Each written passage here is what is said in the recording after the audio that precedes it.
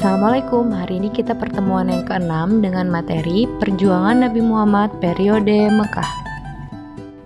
Seperti biasa, mula-mula guru membuka pelajaran dengan mengucapkan salam, memeriksa kesiapan peserta didik, lalu berdoa bersama, kemudian menyampaikan tujuan pembelajaran.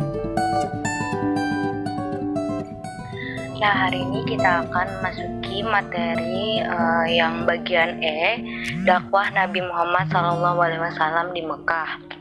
Bisa kalian buka di buku paket halaman 66 atau di buku online-nya ya. Jadi kakak harap setelah mempelajari materi ini, kalian akan mencapai tujuan, yaitu bisa menjelaskan bagaimana dakwah Nabi Muhammad SAW di Mekah, apa-apa aja halangan dan rintangan beliau selama berdakwah, siapa-siapa aja yang mendukung dan memusuhi beliau, begitu.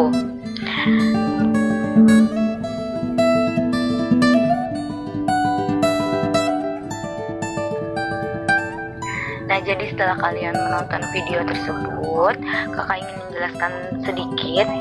Jadi dalam dakwah Nabi Muhammad SAW di Mekah, beliau melakukan dakwah secara sembunyi-sembunyi selama 3 tahun. Itu hanya kepada orang-orang terdekatnya saja. Dan itu baru pertama kali masuk Islam itu hanya ada beberapa orang yang dikenal sebagai As-Sabiqul Awwalun. Itu ada istri beliau, ada Abu Bakar, ada Ali bin Abi Thalib, Zaid bin Harisah, dan Ummu Aiman. Kemudian setelah Nabi Muhammad menerima wahyu, Quran Surah Asy-Syu'ara ayat 214 sampai 215, beliau mulai berdakwah secara terang-terangan. Pertama-tama Nabi mengumpulkan seluruh sanak keluarganya di kaki Gunung Safa. Di situ beliau melakukan dakwah. Akan tetapi salah seorang pamannya, Abu Lahab, bersikap sinis dan tidak mau menerima dakwah Rasulullah SAW. Mereka, para kaum kafir Quraisy, sangat tidak menerima dan melakukan beberapa cara untuk menghambat dakwah Rasul, seperti siksaan, ancaman pembunuhan. Bahkan mereka ada melakukan pemboikotan. Pemboikotan itu yang berlangsung selama 3 tahun, dimulai pada tahun ke-7 kenabian, yang dimana isi pemboikotannya, yang pertama, kaum Quraisy tidak akan menikahi orang Islam. Kedua, kaum Quraisy tidak menerima permintaan nikah dari orang Islam. Ketiga, kaum Quraisy tidak akan melakukan jual beli dengan orang Islam. Keempat, kaum Quraisy tidak akan berbicara ataupun menengok orang Islam yang sakit.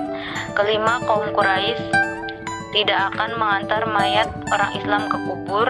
Kaum Quraisy tidak akan menerima permintaan damai dengan orang Islam dan menyerahkan Muhammad untuk dibunuh. Undang-undang pemboikotan itu digantung di dinding Ka'bah. Yang menulisnya itu bernama Mansur bin Ikrimah.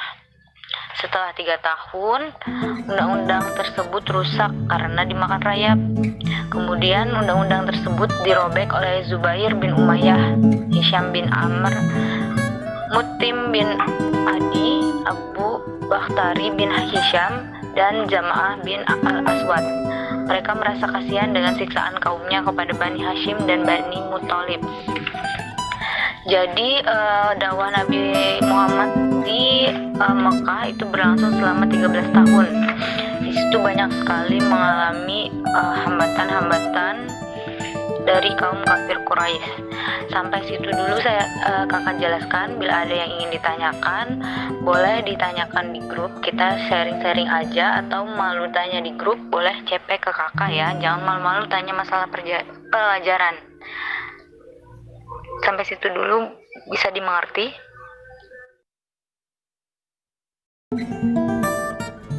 Baik, karena dari kalian gak ada yang dipertanyakan, jadi kakak yang mau nanya sama kalian, tolong kalian jawab soal di halaman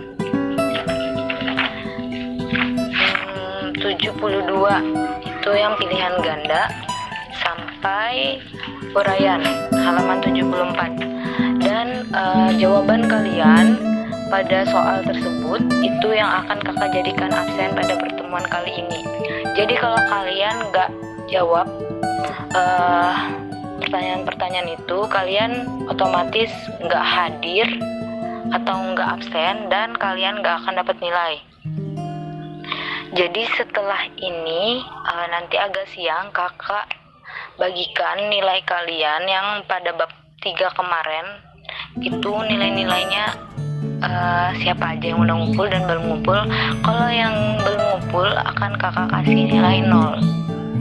Oke, ditunggu ya. Terima kasih. Dan untuk pengumpulannya bisa pada pertemuan selanjutnya Rabu depan terakhir.